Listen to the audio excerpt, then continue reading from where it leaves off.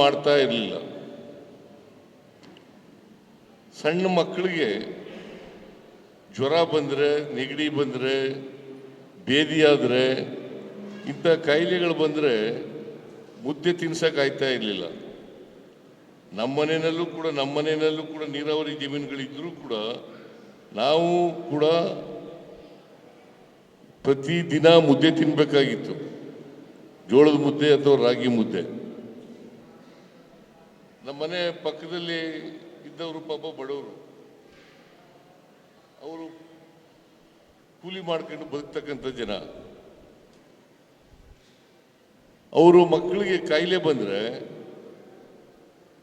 ನಮ್ಮ ಮನೆಗೆ ಒಂದು ತುತ್ತು ಅನ್ನ ಈಸ್ಕೊಳಕ್ಕೆ ಬರೋರು ಅವ್ರ ಮಕ್ಕಳಿಗೆ. ನಾನು ಅದನ್ನು ಕಣ್ಣಾರೆ ನೋಡ್ತಾ ಇದ್ದೆ. ನಮ್ಮ ಅವ್ವ ಗೊಣೆ ಕಂಡು ಕೊಡೋಳು.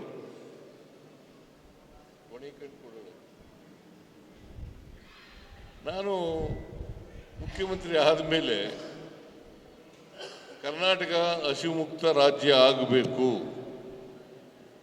ಮತ್ತೆ ಯಾರೂ ಕೂಡ ಯಾರ ಮನೆ ಬಾಗಿಲಿಗೂ ಹೋಗಿ ಕೈ ಒಡ್ಡಬಾರ್ದು, ಒಂದು ತುತ್ತ ಅನ್ನಕ್ಕೆ ಕೈ ಒಡ್ಡಬಾರ್ದು ಅಂತ ತೀರ್ಮಾನ ಮಾಡಿದೆ. ಅದಕ್ಕೋಸ್ಕರನೇ ಅನ್ನಭಾಗ್ಯದ ಕಾರ್ಯಕ್ರಮದ ಮೂಲಕ 5 kg ಅಕ್ಕಿಯನ್ನು ಪುಕ್ಕಟ್ಟಿಯಾಗಿ ಕೊಡ್ತಾ ಇದ್ದೆ. ಆಮೇಲೆ 7 kg ಮಾಡಿದೆ. ಕೊನೆ 1 ವರ್ಷ ಇರುವಾಗ 7 kg ಮಾಡಿದೆ. ಬಸವರಾಜ ಬೊಮ್ಮಾಯಿ ಅದನ್ನು ಮತ್ತೆ 5 kg ಇಳಿಸ್ಬಿಟ್ರು. ನಾನು ಯಾಕೆ ಈ ಮಾತನ್ನು ಹೇಳ್ತಾ ಇದ್ದೀನಿ ಅಂತಂದರೆ, ಕರ್ನಾಟಕದಲ್ಲಿ ಯಾರು ಕೂಡ ಹಸಿದು ಮಲಗಬಾರದು. ಇನ್ನೊಬ್ಬರ ಮನೆ ಹತ್ರ ಹೋಗಿ ಒಂದು ತುತ್ತು ಅನ್ನಕ್ಕೋಸ್ಕರ ಕೈ ಒಡ್ಡಬಾರದು. ಇದು ಕರ್ನಾಟಕ ರಾಜ್ಯದಲ್ಲಿ ಎಲ್ಲ ಕಡೆ ಇರಬೇಕು ಅಂತೇಳಿ ಕರ್ನಾಟಕ ರಾಜ್ಯದ ಎಲ್ಲ ಬಡತನ ರೇಖೆಯಿಂದ ಕೆಳಗಡೆ ಇರ್ತಕ್ಕಂಥವರೆಲ್ಲರಿಗೂ ಕೂಡ ಅನ್ನಭಾಗ್ಯ ಕಾರ್ಯಕ್ರಮವನ್ನು ಜಾರಿ ಮಾಡ್ತಕ್ಕಂಥ ಕೆಲಸವನ್ನು ಮಾಡಿದೆ. ಈಗ 2023 ಮತ್ತೆ ಅಧಿಕಾರಕ್ಕೆ ಬಂದ ಮೇಲೆ ಇನ್ನೂ 5 kg ಅಕ್ಕಿ ಕೊಡ್ತಕ್ಕಂಥ ಕೆಲಸವನ್ನು ಮಾಡಿದೆ. ಇದರ್ಥ ಯಾಕೆ ಮಾಡಿದೆ ಅಂತಂದರೆ, ಹೊಟ್ಟೆ ತುಂಬ ಊಟ ಮಾಡಬೇಕು. ಕರ್ನಾಟಕದಲ್ಲಿ ಹಸಿವು ಮುಕ್ತ ರಾಜ್ಯ ಆಗಬೇಕು. ಇದಕ್ಕೋಸ್ಕರ ಈ ಕಾರ್ಯಕ್ರಮವನ್ನು ಜಾರಿಗೆ ತಂದದ್ದು ಅಂತಕ್ಕಂಥ ಮಾತುಗಳನ್ನು ತಮಗೆ ತಿಳಿಸಲಿಕ್ಕೆ ಬಯಸ್ತಾ ಇದ್ದೇನೆ. ಅದಕ್ಕಿಂತ ಮೊದಲು ಫುಡ್ ಸೆಕ್ಯೂರಿಟಿ ಆಕ್ಟ್, ಈ ಕಾಯ್ದೆಯನ್ನು ತಂದಂಥವರು ಮನಮೋಹನ್ ಸಿಂಗ್ರವರು, ಭಾರತೀಯ ಜನತಾ ಪಕ್ಷ ಅಲ್ಲ. ಈಗ ಭಾರತೀಯ ಜನತಾ ಪಕ್ಷದವರು ಎಲ್ಲ ಕಡೆ ಹೇಳ್ಕ ತಿರುಗಾಡ್ತಾರೆ, ನರೇಂದ್ರ ಮೋದಿಯವರು 5 kg ಅಕ್ಕಿಯನ್ನು ಪುಕ್ಕಟೆ ಕೊಡ್ತಕ್ಕಂಥ ಕೆಲಸವನ್ನು ಮಾಡಿದ್ರು ಅಂತ. ಇದು ಸುಳ್ಳು. 5 kg ಅಕ್ಕಿಯನ್ನು ಕೊಡ್ತಕ್ಕಂಥ ಕೆಲಸವನ್ನು ಮಾಡಿದ್ದು ಮನಮೋಹನ್ ಸಿಂಗ್ರವರು ಅಂತಕ್ಕಂಥದ್ದನ್ನು ಮರಿಬಾರ್ದು. ಇದನ್ನು ನಾನು ಬಂದ ಮೇಲೆ ಪುಕ್ಕಟೆ ಕೊಡಲಿಕ್ಕೆ ಪ್ರಾರಂಭ ಮಾಡಿದ್ದು 5 kg ಅಕ್ಕಿ. ಮನಮೋಹನ್ ಸಿಂಗ್ರವರು ಇದ್ದಾಗ 3 ರೂಪಾಯಿಗೆ 1 kg ಅಕ್ಕಿ ಕೊಡ್ತಾ ಇದ್ರು. ನಾನು ಬಂದ ಮೇಲೆ ಕರ್ನಾಟಕದಲ್ಲಿ ಪುಕ್ಕಟೆಯಾಗಿ ಯಾವುದೇ ದುಡ್ಡಿಲ್ಲೇನೆ 5 kg ಅಕ್ಕಿ ಕೊಡ್ತಕ್ಕಂಥ ಕೆಲಸವನ್ನು ಮಾಡಿದೆ. ಅದರಿಂದ ಶೋಷಿತ ವರ್ಗದ ಜನ, ಬಡ ಜನತೆ, ಅವರು ಕೂಡ 2 ಹೊತ್ತು ಊಟ ಮಾಡಲೇಬೇಕು. 2 ಹೊತ್ತು ಊಟ ಮಾಡಲಿಕ್ಕೆ ತೊಂದರೆ ಪಡಬಾರದು ಅಂಥೇಳಿ ಅವರು ಕೂಲಿ ಮಾಡಿ ಬೇರೆ ಸಾಂಬಾರು ಮತ್ತು ಬೇರೆ ಪದಾರ್ಥಗಳನ್ನೆಲ್ಲ ತಗೊಂಡು, ಕಾಳು ಕಡ್ಡಿ ಎಲ್ಲ ತಗೊಂಡು ಜೀವನ ಮಾಡಬೇಕು ಅನ್ನೋ ಕಾರಣಕ್ಕೋಸ್ಕರ ಈ ಕಾರ್ಯಕ್ರಮವನ್ನು ಜಾರಿ ಮಾಡಿದ್ದು ಅಂತಕ್ಕಂಥ ಮಾತುಗಳನ್ನು ಹೇಳಲಿಕ್ಕೆ ಬಯಸ್ತೇನೆ. ಅದಕ್ಕೋಸ್ಕರನೇ ನಾನು ಹಿಂದೆ ಮುಖ್ಯಮಂತ್ರಿ ಆಗಿರುವಾಗ 168 ಭರವಸೆಗಳಲ್ಲಿ, ಅಲ್ಲ 165 ಭರವಸೆಗಳಲ್ಲಿ 158 ಭರವಸೆಗಳನ್ನು ಈಡೇರಿಸಿದ್ದೇವೆ.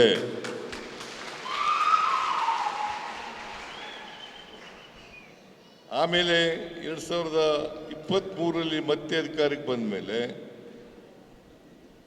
592 ಭರವಸೆಗಳನ್ನು ಕೊಟ್ಟು ಮ್ಯಾನಿಫೆಸ್ಟೋ ಮೂಲಕ.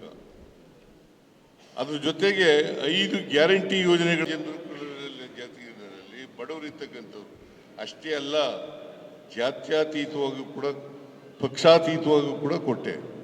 ಈಗ ಬಿಜೆಪಿಯವರು ತಗೋತಾ ಇಲ್ವಾ? ಬಿಜೆಪಿಯಲ್ಲಿರ್ತಕ್ಕಂಥ ಬಡವರು ಅಕ್ಕಿ ತಗೋತಾ ಇಲ್ವಾ? 2,000 ರೂಪಾಯಿ ತಗೋತಾ ಇಲ್ವಾ? ಉಚಿತವಾಗಿ ಬಸ್ನಲ್ಲಿ ಪ್ರಯಾಣ ಮಾಡ್ತಾ ಇಲ್ವಾ? ಗೃಹ ಜ್ಯೋತಿನಲ್ಲಿ 200 ಯೂನಿಟ್ ಅವರಿಗೆ ವಿದ್ಯುತ್ ಶಕ್ತಿ ಬಳಸ್ಕೊತಾ ಇಲ್ವಾ? ಎಲ್ಲ ಮಾಡಿದ್ದು ಬಡವರಿಗೋಸ್ಕರ ಈ ಕಾರ್ಯಕ್ರಮ ಮಾಡಿದ್ದು, ಶೋಷಿತರಿಗೋಸ್ಕರ ಈ ಕಾರ್ಯಕ್ರಮ ಮಾಡಿದ್ದು. ಅದರಲ್ಲಿ ಜಾತಿ ಇಲ್ಲ, ಧರ್ಮ ಇಲ್ಲ, ಭಾಷೆ ಇಲ್ಲ, ಎಲ್ಲ ತಳ ಸಮುದಾಯದ ಜನ ಅದರಲ್ಲಿ. ಅದಕ್ಕೋಸ್ಕರ ನಾನು ಈ ಸಾರಿ ಬಜೆಟ್ನಲ್ಲೂ ಕೂಡ ಪ್ರಸ್ತಾಪ ಮಾಡಿದೆ. ಎಕನಾಮಿಕ್ಸ್ನಲ್ಲಿ 2 ಥರ ಥಿಯರಿಗಳಿದ್ದಾವೆ. ಒಂದು ಟ್ರಿಕಲ್ ಡೌನ್ ಎಕನಾಮಿಕ್ ಥಿಯರಿ, ಇನ್ನೊಂದು universal basic income economic theory. ಭಾರತೀಯ ಜನತಾ ಪಕ್ಷದವರು ನಂಬ್ಕೊಂಡಿರ್ತಕ್ಕಂಥದ್ದು ಟ್ರಿಕಲ್ ಡೌನ್ ಎಕನಾಮಿಕ್ ಥಿಯರಿನಲ್ಲಿ ನಂಬಿಕೆ ಇಟ್ಕೊಂಡಿರ್ತಕ್ಕಂಥವ್ರು. ಅಂದರೆ ಸಪ್ಲೈ ಮಾಡಿದ್ರೆ ಈ ರಾಜ್ಯ ಬಡತನ ಹೋಗ್ಬಿಡ್ತದೆ, ನಿರುದ್ಯೋಗ ಹೋಗ್ಬಿಡ್ತದೆ ಅಂತಕ್ಕಂಥ ನಂಬಿಕೆ ಇಟ್ಕೊಂಡಿರ್ತಕ್ಕಂಥವ್ರು. ನಾವು ಕೊಂಡ್ಕೊಳ್ತಕ್ಕಂಥ ಶಕ್ತಿ ಜನರಿಗೆ ಹೆಚ್ಚಾದರೆ ಅವರು ಈಗ ಉತ್ಪಾದನೆ ಮಾಡಿ ಮಾರುಕಟ್ಟೆಗೆ ಸಾಮಾನುಗಳು ಬರ್ತವೆ. ಕೊಂಡ್ಕೊಳ್ತಕ್ಕಂಥ ಶಕ್ತಿ ಇಲ್ಲದೆ ಹೋದರೆ ಆ ಸಾಮಾನುಗಳನ್ನ ಕೊಂಡ್ಕೊಳ್ಳೋರು ಯಾರು? ಅದಕ್ಕೋಸ್ಕರ ಕೊಂಡ್ಕೊಳ್ತಕ್ಕಂಥ ಶಕ್ತಿಯನ್ನು, ಅದಕ್ಕೆ ನಾವು ಸಪ್ಲೈ ಮತ್ತು ಡಿಮ್ಯಾಂಡ್. ಸಪ್ಲೈ ಮಾಡ್ತಕ್ಕಂಥವ್ರು ಮೇಲ್ವರ್ಗದ ಜನ, ಕಾರ್ಪೊರೇಟ್ ಬಾಡಿಗಳು. ಡಿಮ್ಯಾಂಡ್ ಮಾಡ್ತಕ್ಕಂಥವ್ರು ತಳ ಸಮುದಾಯದ ಜನ. ತಳ ಸಮುದಾಯದ ಜನರ ಪರವಾಗಿರ್ತಕ್ಕಂಥವ್ರು ಕಾಂಗ್ರೆಸ್ನವರು, ಮೇಲ್ವರ್ಗದವರು ಪರವಾಗಿರ್ತಕ್ಕಂಥವ್ರು ಬಿಜೆಪಿಯವರು. That is the difference between BJP and Congress. ಇದು ವ್ಯತ್ಯಾಸ ಅಂತಕ್ಕಂಥದ್ದನ್ನು ತಾವು ತಿಳ್ಕೋಬೇಕಾಗ್ತದೆ. ಅದರಿಂದ ಕಾಂಗ್ರೆಸ್ ಪಕ್ಷ ಯಾವಾಗಲೂ ಕೂಡ ಶೋಷಿತ ವರ್ಗದ ಪರವಾಗಿದ್ದಾರೆ. ಇದು ಒಂದು. ಮೊನ್ನೆ ಯಾರವನು ಮೈಸೂರಿನ MP ಪ್ರತಾಪ ಸಿಂಹ ನನ್ನ ಮೇಲೆ ಅಟ್ಯಾಕ್ ಮಾಡೋ ಹೋಗಿದ್ದಾನೆ. ಈ RSSನವರು ಯಾವಾಗಲೂ ಕೂಡ ನನ್ನ ಮೇಲೆ ಅಟ್ಯಾಕ್ ಮಾಡೋದು. ಯಾಕೆ ಅಟ್ಯಾಕ್ ಮಾಡ್ತಾರೆ ಅಂತಂದರೆ, ನಾನು ಬಡವರ ಪರವಾಗಿದ್ದೀನಿ, ಶೋಷಿತರ ಪರವಾಗಿದ್ದೀನಿ ಅಂತ ಕಾರಣಕ್ಕೋಸ್ಕರ. ಬಡವರ ವಿರೋಧಿಗಳು ಭಾರತೀಯ ಜನತಾ ಪಕ್ಷದವರು, ಬಡವರ ವಿರೋಧಿಗಳು ಭಾರತೀಯ ಜನತಾ ಪಕ್ಷದವರು, ಮಹಿಳೆಯರ ವಿರೋಧಿಗಳು ಭಾರತೀಯ ಜನತಾ ಪಕ್ಷದವರು, ರೈತರ ವಿರೋಧಿಗಳು ಭಾರತೀಯ ಜನತಾ ಪಕ್ಷದವರು, ದಲಿತರ ವಿರೋಧಿಗಳು ಭಾರತೀಯ ಜನತಾ ಪಕ್ಷದವರು, ಕಾರ್ಮಿಕರ ವಿರೋಧಿಗಳು ಭಾರತೀಯ ಜನತಾ ಪಕ್ಷದವರು, ಮತ್ತೆ ಈ ದಲಿತರ ವಿರೋಧಿಗಳು, ಅಲ್ಪಸಂಖ್ಯಾತರ ವಿರೋಧಿಗಳು ಭಾರತೀಯ ಜನತಾ ಪಕ್ಷದವರು. ಅದಕ್ಕೋಸ್ಕರನೇ ಒಂದು, ನಾನು ಹಿಂದುಳಿದ ಜಾತಿಗೆ ಸೇರಿದಂಥವನು ಅನ್ನೋ ಕಾರಣಕ್ಕೋಸ್ಕರ, ಹಿಂದುಳಿದ ವರ್ಗಕ್ಕೆ ಸೇರಿದಂಥವನು ಅನ್ನೋ ಕಾರಣಕ್ಕೋಸ್ಕರ. ಆಮೇಲೆ ಕರ್ನಾಟಕದಲ್ಲಿ ಹೆಚ್ಚು ಕಾಲ ಮುಖ್ಯಮಂತ್ರಿಯಾಗಿ ಇದ್ದೀನಿ ಅನ್ನೋ ಕಾರಣಕ್ಕೋಸ್ಕರ ಭಾರತೀಯ ಜನತಾ ಪಕ್ಷದವ್ರು ಯಾಕೆ ಅಟ್ಯಾಕ್ ಮಾಡ್ತಾರೆ ನನ್ನನ್ನು ವೈಯಕ್ತಿಕವಾಗಿ ಅಂತಂದರೆ, ಈ ಕಾರಣಕ್ಕೋಸ್ಕರ ಹೆಚ್ಚು ವರ್ಷಗಳ ಕಾಲ ಮುಖ್ಯಮಂತ್ರಿಯಾಗಿದ್ದಾನೆ ಅಂತಕ್ಕಂಥ ಕಾರಣಕ್ಕೋಸ್ಕರ. ಜೊತೆಗೆ ಶೋಷಿತ ವರ್ಗಗಳ ಪರವಾಗಿದ್ದಾನೆ, ಶೋಷಿತ ವರ್ಗಗಳ ಪರವಾಗಿರಬಾರದು, ಅಸಮಾನತೆಯನ್ನು ನಿವಾರಣೆ ಮಾಡಲಿಕ್ಕೆ ಕೊಟ್ಟಿದ್ದಾರೆ, ಎಲ್ರಿಗೂ ರಕ್ಷಣೆಯನ್ನು ಕೊಡ್ತಕ್ಕಂಥ ಕೆಲಸವನ್ನು ಮಾಡ್ತಾ ಇದ್ದಾರೆ. ಆದ್ದರಿಂದ ಈ ಮುಖ್ಯಮಂತ್ರಿ ಸೋಲಿಸಬೇಕು ಅನ್ನೋ ಕಾರಣಕ್ಕೋಸ್ಕರವಾಗಿ ನಿನ್ನೆ ಪ್ರತಾಪ್ ಸಿಂಹನ ಮೂಲಕ ಮಾಡಿಸಿದ್ದಾರೆ RSSನವರು ಮನುವಾದಿಗಳು. ಅಲ್ಲದ್ರೆ ನನ್ನ ಮೇಲೆ ಯಾಕೆ ಏನಂತ ಮಾಡ್ತಾರೆ ಆರೋಪ ಏನು ಮಾಡೋಕ್ಕೆ ಮಾಡ್ತಾರೆ? ನನ್ನ ಮೇಲೆ ಆರೋಪ ಮಾಡೋಕ್ಕೆ ಏನಿದೆ? ನಾನು ಭ್ರಷ್ಟನ ಅಥವಾ ಏನು ಕೆಲಸ ಮಾಡಿಲ್ವಾ? ಅವರು 9 ವರ್ಷ ಅಧಿಕಾರದಲ್ಲಿದ್ದಾರೆ. 9 ವರ್ಷದಲ್ಲಿ ಏನು ಮಾಡಿದ್ದೀವಿ ಅಂತ ಹೇಳ್ತಾರೆ. 9 ವರ್ಷದಲ್ಲಿ ಏನು ಮಾಡಿದ್ದೀವಿ? ಓಲಿ ಇಂದಿನ 5 ವರ್ಷ ಬಿಟ್ಬಿಡೋಣ. ಈಗ 4 ವರ್ಷ ಇದ್ರಲ್ಲ, 19ರಿಂದ 23ರವರೆಗೆ ಏನು ಮಾಡಿದ್ರು? ಏನಾದ್ರು ಮಾಡಿದ್ರೆ ಜನರ ಮುಂದೆ ಹೇಳ್ಬೇಕಲ್ಲ, ಜನರ ಮುಂದೆ ಹೇಳ್ಬೇಕಲ್ಲ, ಇಂತಿಂತವೆಲ್ಲ ಕೆಲಸ ಮಾಡಿದೀವಪ್ಪ, ನಮ್ಗೆ ಓಟ್ ಕೊಡಿ ಅಂತ ಕೇಳಬೇಕು. ಅದ್ರ ಬದಲು ಸಿದ್ದರಾಮಯ್ಯನ ಅಟ್ಯಾಕ್ ಮಾಡೋದು.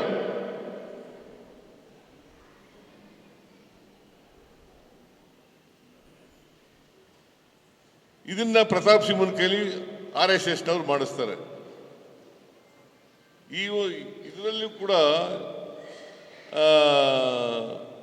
ವಿಜೇಂದ್ರ ಆಗಲಿ ಅಶೋಕ್ ಆಗಲಿ ಅಸೆಂಬ್ಲಿನಲ್ಲಿ ಮಾತನಾಡೋದು ಬಜೆಟ್ ಬಗ್ಗೆ ಮಾತಾಡಲ್ಲ, ಸರ್ಕಾರದ ಕಾರ್ಯಕ್ರಮಗಳ ಬಗ್ಗೆ ಮಾತಾಡಲ್ಲ, ಸಿದ್ಧಾಂತದ ಬಗ್ಗೆ ಮಾತಾಡಲ್ಲ, ಮಾತಾಡೋದು ವೈಯಕ್ತಿಕವಾಗಿ ಮಾತಾಡ್ತಾರೆ. ಇದನ್ನ ತಾವು ಅರ್ಥ ಮಾಡ್ಕೋಬೇಕಾಗ್ತದೆ. ಅದಕ್ಕೋಸ್ಕರ ತಾವೆಲ್ಲರೂ ಕೂಡ ಮೇಟಿಯವರು, HY ಮೇಟಿಯವರು ಒಬ್ಬ ಹಿಂದುಳಿದ ವರ್ಗಕ್ಕೆ ಸೇರಿದಂಥ ಶಾಸಕರಾಗಿದ್ದರು. ಅವರು ಯಾರನ್ನೂ ಕೂಡ ದ್ವೇಷಿಸ್ತಿರ್ಲಿಲ್ಲ, ಅಜಾತ ಶತ್ರು. ಎಲ್ಲರನ್ನೂ ಗೌರವದಿಂದ ಕಾಣ್ತಕ್ಕಂಥ ಕೆಲಸವನ್ನು ಮಾಡ್ತಾ ಇದ್ರು. ಅವರು ಕ್ಷೇತ್ರದ ಅಭಿವೃದ್ಧಿ ಮಾಡ್ತಕ್ಕಂಥ ಕೆಲಸವನ್ನು ಮಾಡ್ತಾ ಇದ್ರು. ಸೊ ಅಂಥವರನ್ನ ಆ ಕ್ಷೇತ್ರದಲ್ಲಿ ಹಿಂದುಳಿದ ವರ್ಗದವರು ಇರಬಾರ್ದು ಅನ್ನೋ ಕಾರಣಕ್ಕೋಸ್ಕರ ಸೋಲಿಸಲೇಬೇಕು ಅಂತೇಳಿ ಪಣ ತೊಟ್ಟು ನಮ್ಮ ಮೇಲೆ ಇಲ್ಲಸಲ್ಲದ ಆರೋಪಗಳನ್ನು ಮಾಡಿ ಈ ಚುನಾವಣೆಯಲ್ಲಿ ಅಪಪ್ರಚಾರ ಮಾಡ್ತಾ ಇದ್ದಾರೆ. ಇದಕ್ಕೆ ತಕ್ಕ ಉತ್ತರವನ್ನು ಕೊಡಲಿಕ್ಕೆ ಶಕ್ತಿ ಇರ್ತಕ್ಕಂಥದ್ದು ನಿಮಗೆ.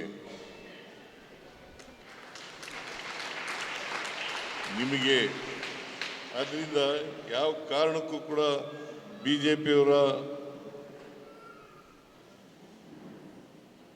ದಾರಿ ತಪ್ಪಿಸ್ತಕ್ಕಂಥ ಕೆಲಸಕ್ಕೆ ನೀವು ಬಲಿಯಾಗಬೇಡಿ, ಅವರ ಆಶೆ ಆಮಿಷಗಳಿಗೆ ಬಲಿಯಾಗಬೇಡಿ. ಆದ್ದರಿಂದ ನೀವೆಲ್ಲರೂ ಕೂಡ 9ನೇ ತಾರೀಕು ನಡೀತಕ್ಕಂಥ ಉಪಚುನಾವಣೆಯಲ್ಲಿ ಅವ್ರ ಮಗನಿಗೆ ಟಿಕೆಟ್ ಕೊಟ್ಟಿದ್ದೀವಿ ನಾವು. ಈ ಸಾರಿ ಮೇಟಿಯವ್ರ ಮಗನಿಗೆ.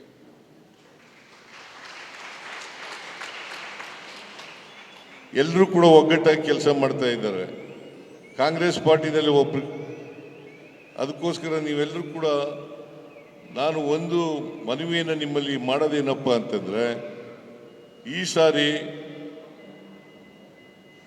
ಕಾಂಗ್ರೆಸ್ ಸರ್ಕಾರ ಗಟ್ಟಿಯಾಗಿ ಉಳಿಬೇಕು. ಕಾಂಗ್ರೆಸ್ ಸರ್ಕಾರ, ನಾನು ಈ ರಾಜ್ಯದ ಮುಖ್ಯಮಂತ್ರಿ. ಅದಕ್ಕೋಸ್ಕರ ಈ ಬಾಗಲಕೋಟೆಯ ಅಭಿವೃದ್ಧಿ ಆಗಬೇಕಾದ್ರೆ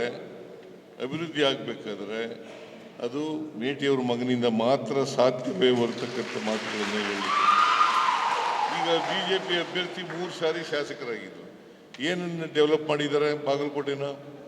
3 ಸಾರಿ ಶಾಸಕರಾಗಿದ್ದರು. 3 ಸಾರಿ ಶಾಸಕರಾಗಿ ಏನು ಅಭಿವೃದ್ಧಿ ಮಾಡಿದ್ದಾರೆ?